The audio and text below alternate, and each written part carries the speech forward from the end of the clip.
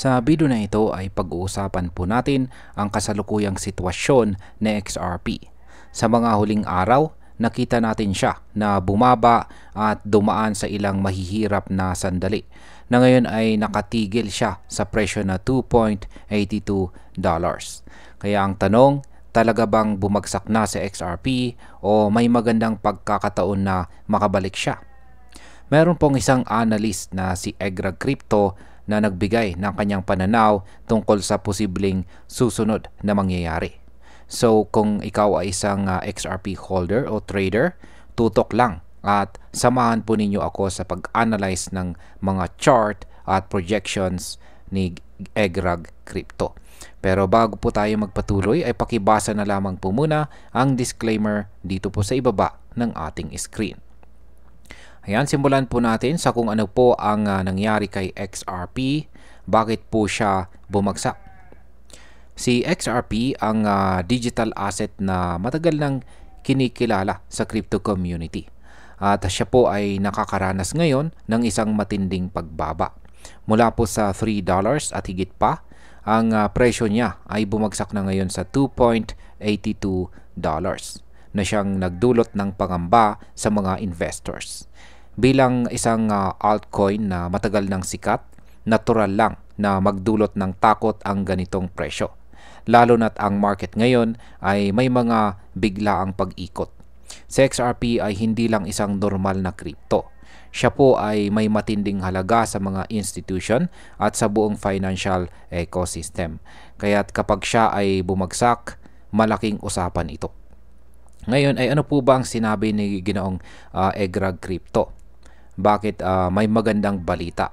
Ayan, meron po siyang post dito sa kanyang X account at may kasama rin itong chart. Kaya paliwanag po natin yan. Ayan, ayon po kay Egrag Crypto, habang makikita natin na bumababa ang presyo ng XRP, may isang mahalagang pananaw siyang ibinahagi na posibleng magbigay linaw.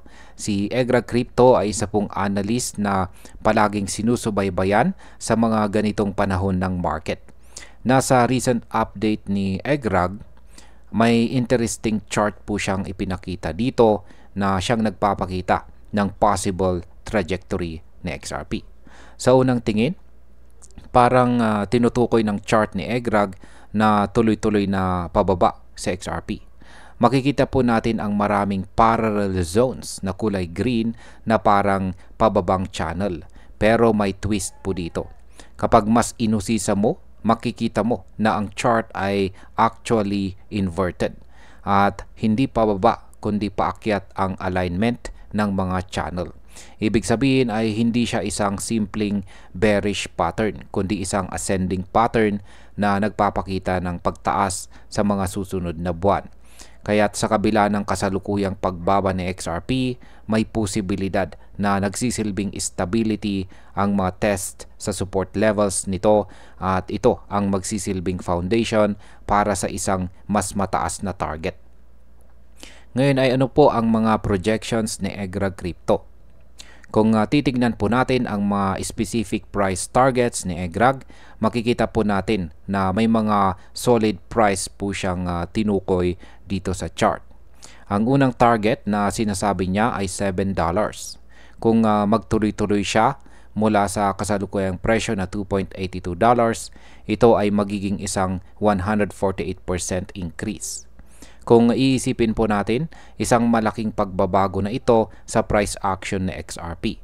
At ito ay nagpapakita na may posibilidad pa siyang umabot sa mas mataas na level. Pero hindi lang $7 ang target ni Egrag. May isa pang presyo na mas mataas pa.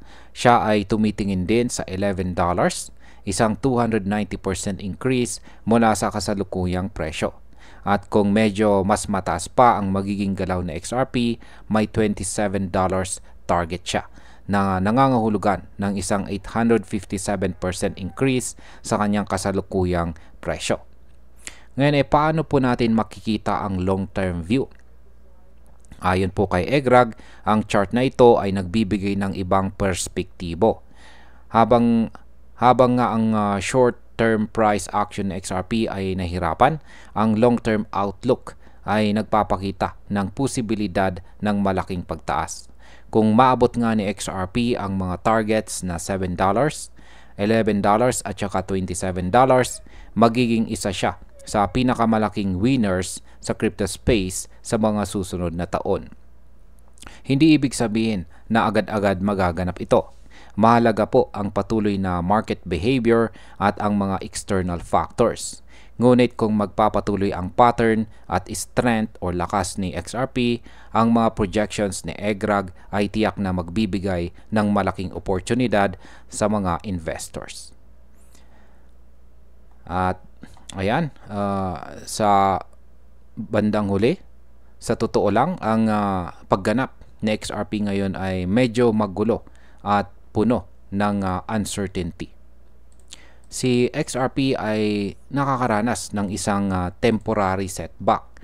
Ngunit kung titignan po natin ang analysis dito ni EGRAG Crypto, mukhang hindi ito ang katapusan para sa kanya.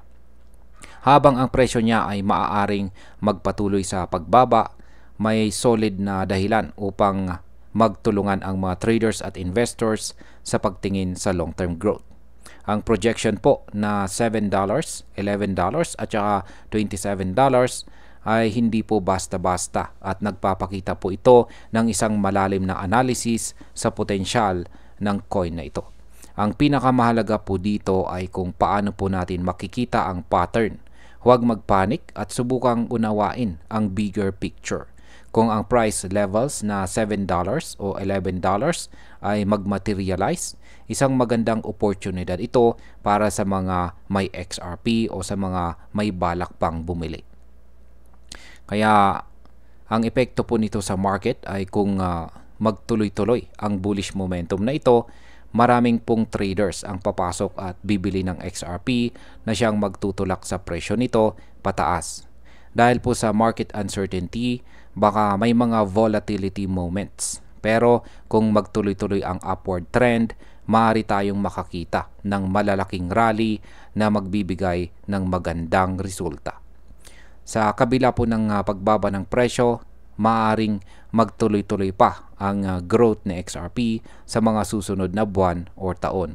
Kaya kung ikaw po ay isang XRP holder o interesado po sa kanya, maghanda sa long term at patuloy na subaybayan ang mga movements ni XRP. At ayan, hanggang dito na lamang po tayo sa video na ito mga ka-crypto. Marami pong salamat sa panonood. Ingat po tayo lagi at God bless po sa ating lahat.